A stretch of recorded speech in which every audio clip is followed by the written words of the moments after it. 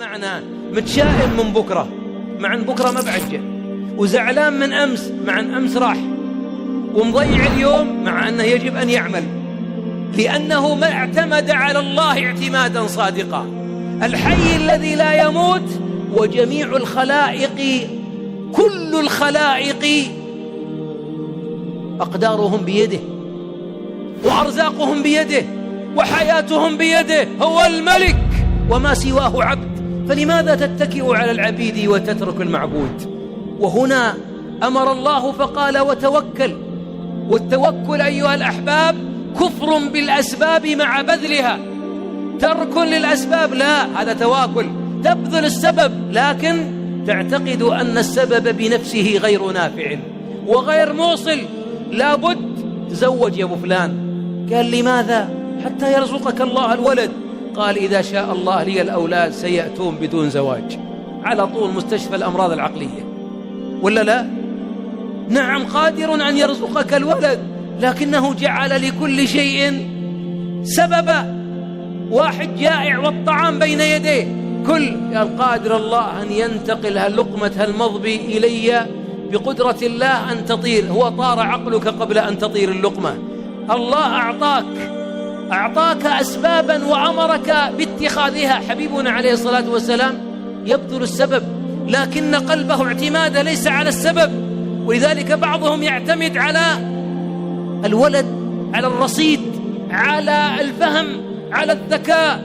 أنا ذيب معناه ذكي، وراحت هالذيب أمواله راحت في سوق الأسهم. وينك يا ذيبان؟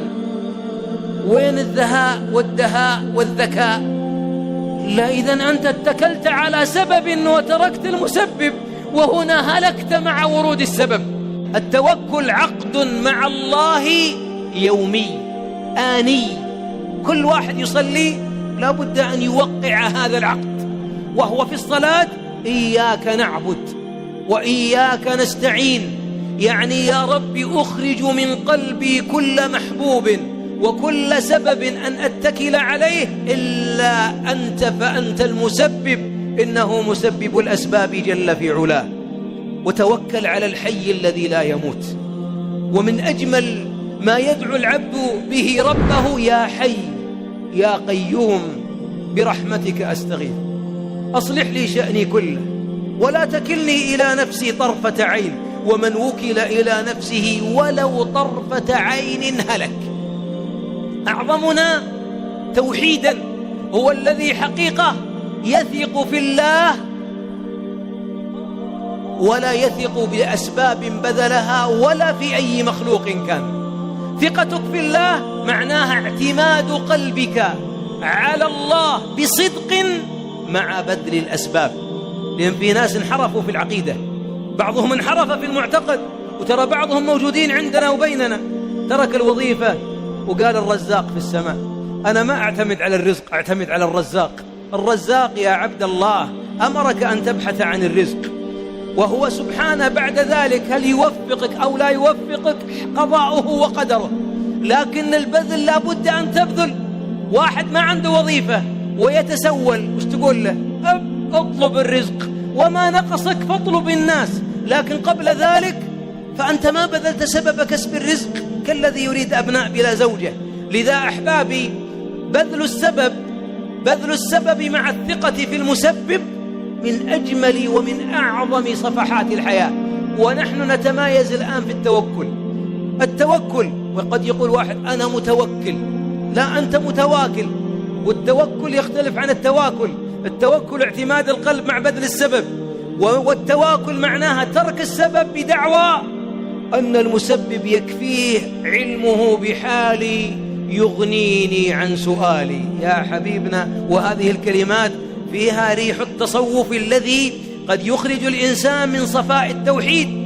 بعضهم ترك وطنه أو ترك بلده أو ترك أبناءه وترك الوظيفة، وين رايح؟ الله يجزاك خير. قال يا أخي إنه الرزاق ذو القوة المتين. يا حبيبنا صحيح، لكن حبيبك صلى الله عليه وسلم في طريق الهجرة بذل السبب. أمر عليا أن ينام في فراشه، سبب، وأمر أن يخرج من طريق غير الطريق الذي يعرف في طريق الهجرة، سبب، ودخل في الغار واختفى، سبب. وذهب مع الطريق المغاير سبب، وأسماء تأتي بالطعام سبب، وعبد الله بن أبي بكر يأتي بالأخبار سبب، وعبد الله بن أرقد أو أريقط الدليل سبب. كل هذه أسباب ولا لا؟ كلها أسباب، وبذلها عليه الصلاة والسلام، مع أن الله قادر أن ينقله بالبراق، ليس بالناقة، بالبراق. يا أخي أوصله البيت الأقصى ما يوصله المدينة بالبراق، أوصله وبناقة، وسراقة بن جعشم يلحقه، وآلام حتى يصل إلى يثرب التي طابت بدخوله صلى الله عليه وسلم. كل ما بذل كان سبب. تزوج خديجة وهي كبيرة فأنجبت، والزواج سبب وهي كبيرة، وتزوج بالبكر الوحيدة في حياته وما أنجبت رضي الله عن أمنا عائشة. أسباب. ولذلك أكثر الناس راحة هم الذين يبذلون السبب حتى لا يلامون، ثم ينتظرون المسبب، قد يعطي وقد لا يعطي، وهنا يخرج من التوكل عملا صالحا جديدا، وهو التسليم بالقضاء. منع الله لك، منع الله في إعطائك لشيء بذلت السبب فيه، منعه لك أصله عطاء. يعني تزوجت ورحت للطبيب أو الطبيبة للمرأة والطبيب للرجل، وسويت طفل أنابيب 7 مرات، وطفل الأنابيب إذا كانت البويضة من المرأة والماء والحيوان المنوي من الرجل جائز، إذا كان في حفظ للنطف حتى لا تختلط جائز كما قرر ذلك مجمع الفقه. لكن بذلت السبب، تزوجت وعالجت، لكن مو شرط الله يحفظك أن تبذل السبب ثم يعطيك المسبب. هو لما حرمك الولد وأنت باذل السبب لأنه يعلم جل وعلا في سابق علمه سبحانه أن الولد قد يشقيك. رأيت الخضر يقتل ابنا شابا نفسا زكية بغير حق قتله.